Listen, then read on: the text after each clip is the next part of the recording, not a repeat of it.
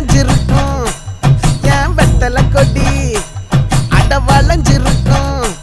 ஒரு சன்னல் வெடி தோட்டா ஒரு கண்ணால தொலைஞ்ச ஒரு பொண்ணால வாக்கா இந்த வம்பால